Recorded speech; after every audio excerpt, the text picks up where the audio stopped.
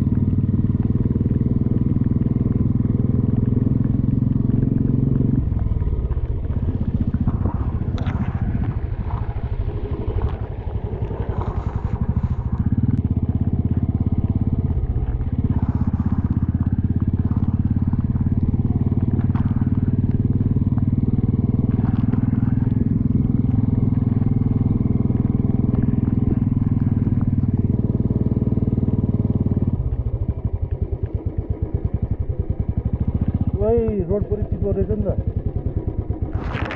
ice पुरै दबाई खायो नि त टिप्लिन्छ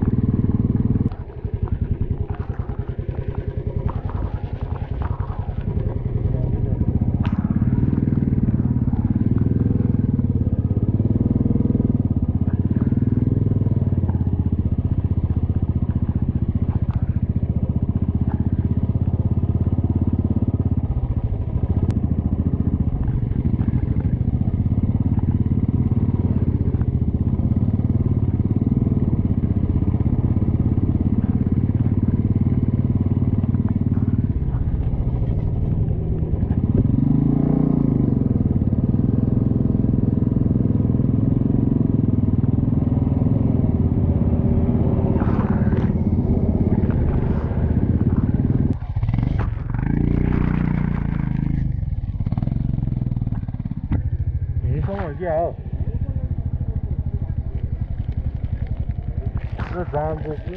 कोट बिजोक यस्तो चाहिँ यहीँबाट हेर्दाखेरि मात्र हाम्रो बाइक चाहिँ हाम्रो तल्लो नै राखेको छ त्यही चाहिँ अरे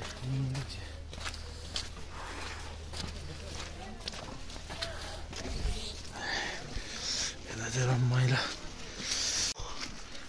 गाह्रो गेडा हो गाह्रो धेरै गाह्रो बिस्तारै ल ओइ ओइ ओइ ओइ बिस्तारै मैले लडिरहेँ हात चिसो भएर पन्जा पुरै भिज्यो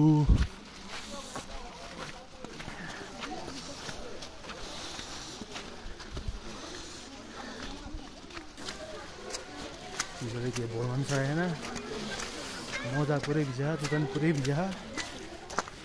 बिजोक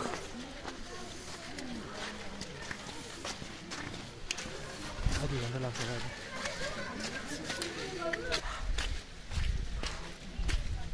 गोब्रोमा पनि ब्याट्री सकिसक्यो अहिले अब यहीँ मुक्तिनाथसम्म गऱ्यो त्यसपछि सिधै होटलमा गएर हेर्छु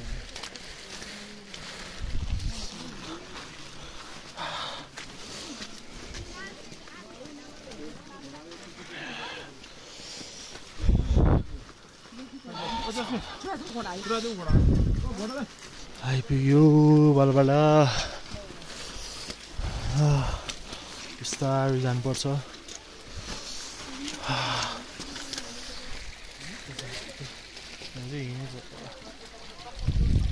अरू ओठ सुइसक्यो ओठ हात रुगा खोकी सबै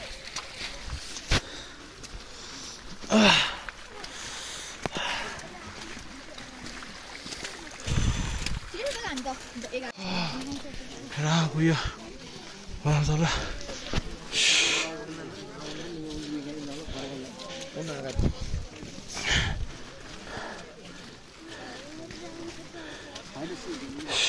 तल दामी आज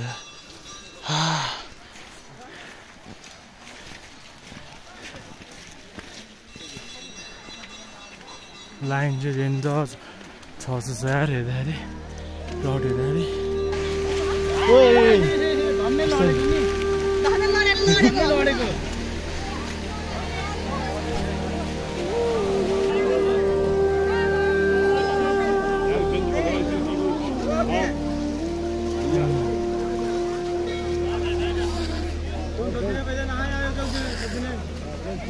यस्तो छ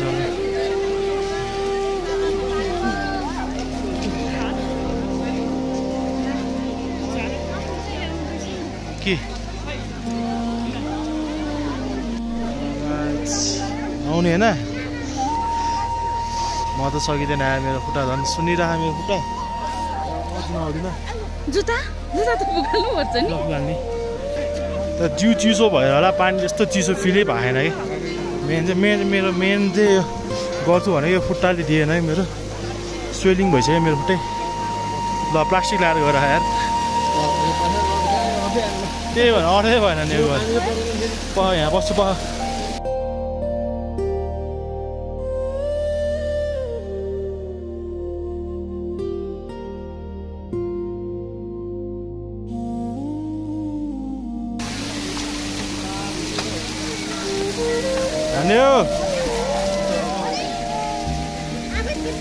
जानु भयो